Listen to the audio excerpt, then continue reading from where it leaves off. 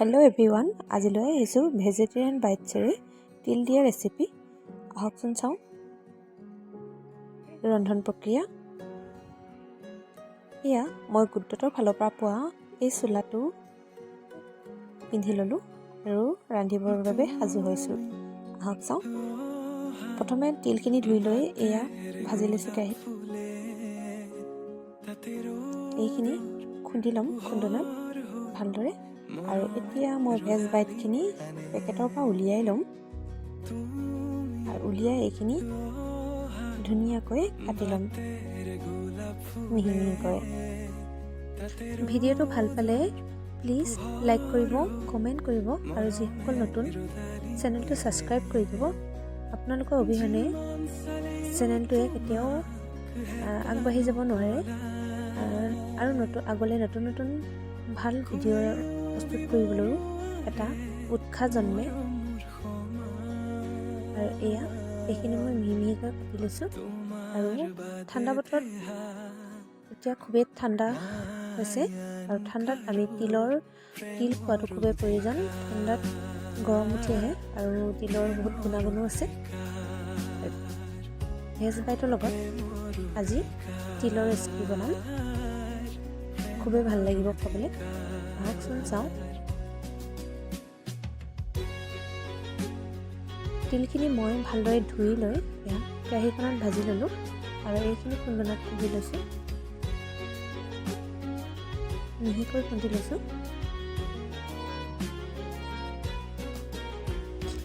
এতিয়া প্ৰথমে মই ভেজ বাইটখিনি কুকাৰ এটাত বইল কৰি ল'ম। তেল অলপ দি আদা নহৰু খুন্দি লৈছোঁ আৰু তেলতে অকল আদা নহৰুৱে দিম, আদা নহৰুৰ যিটো পেষ্ট।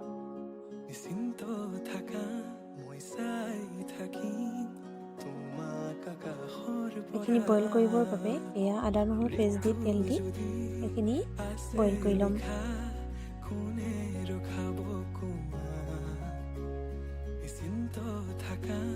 পাছত ভালকৈ ভাজি ল'ম বাবে এইখিনি বৰ বেছিকৈ নাভাজোঁ।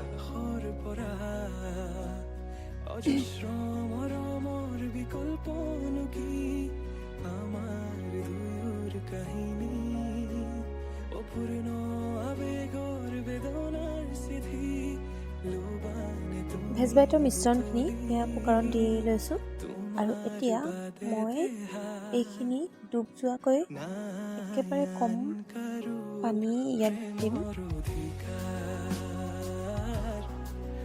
আৰু 4-5টা মান চিটি পোৱাকৈ চিটি মাৰি ল'ম। এয়া গৰম পানী দিছোঁ যাতে সোনকালে হয়।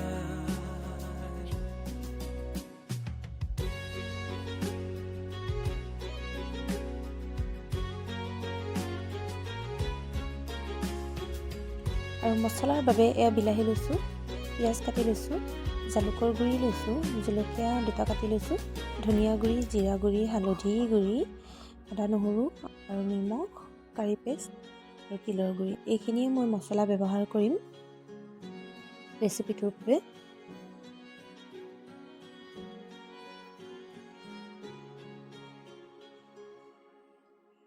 এতিয়া কেৰাহীখন পাতি লৈ এয়া তেল অলপ দি লৈছোঁ। আকৌ কুকাৰত বইল হ'বলৈ দি লোৱা ভেজ বাইটখিনি আমি ভাজিব লাগিব।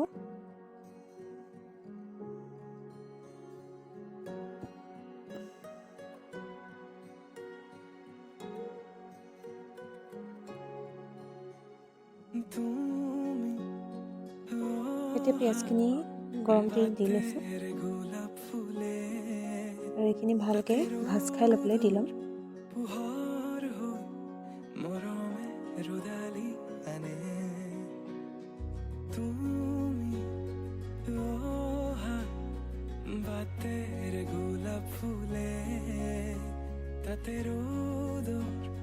আৰু গোটেইখিনি মছলা মই একেবাৰে তেলতে দি লৈছোঁ। এয়া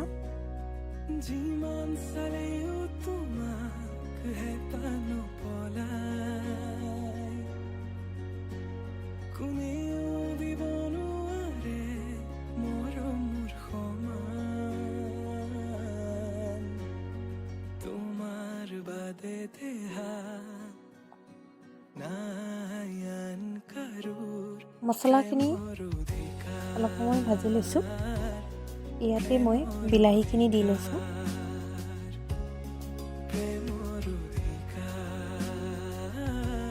বিলাহীখিনি ভালদৰে সিজিবলৈ নিদিওঁ। এবাৰমান ঢাকনাৰে ঢাকি দি অলপ সিজিবলৈ দিয়াৰ পাছতে কুকাৰত বইল হোৱা ভেজ হোৱাইটখিনি মই দি ল'ম।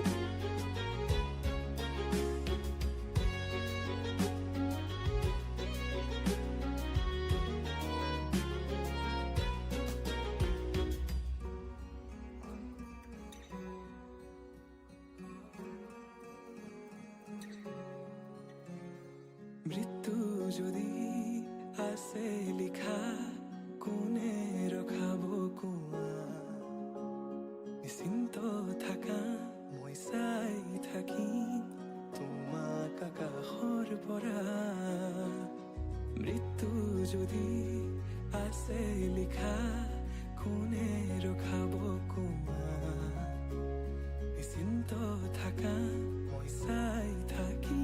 এইখিনি ঢাকনাখন ঢাকি দিলোঁ আৰু অলপ সময় ৰৈ লৈছোঁ।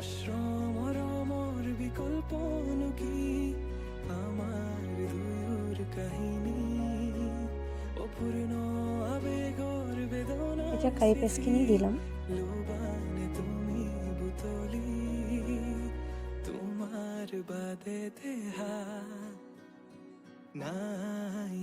কাৰী পেষ্টখিনিৰ লগতে এয়া মই পানী অকণ দি লৈছোঁ, গৰম পানী। আৰু ইয়াত মই বেছি পানী ব্যৱহাৰ নকৰোঁ, সিজি লোৱা যিহেতু একেবাৰে কম পানী ব্যৱহাৰ কৰি এইখিনি মছলাখিনি মাত্ৰ সোমাবলৈ দিম ভেজ হোৱাইটত। আৰু তিলখিনিও দি লৈছোঁ আৰু জালুকখিনি দিবলৈ আছিলে সেইখিনিও দি লৈছোঁ। আৰু এইখিনি এতিয়া ভালদৰে লৰাই একেবাৰে অলপ পানী দি এইখিনি অকণমান সিজিবলৈ দিম, মছলাখিনি যাতে সোমাই যায়। আৰু খন্তেক পাছতে এয়া হৈ গ'ল ৰেচিপি ৰেডি। আৰু ধনিয়া ৰেডি কৰি এয়া খাবলৈ অলৰেডি হৈ গ'ল। আৰু এতিয়া মই খাই চাম এয়া ট্ৰাই কৰি। খুবেই তৃপ্তিদায়ক হৈছিল। আৰু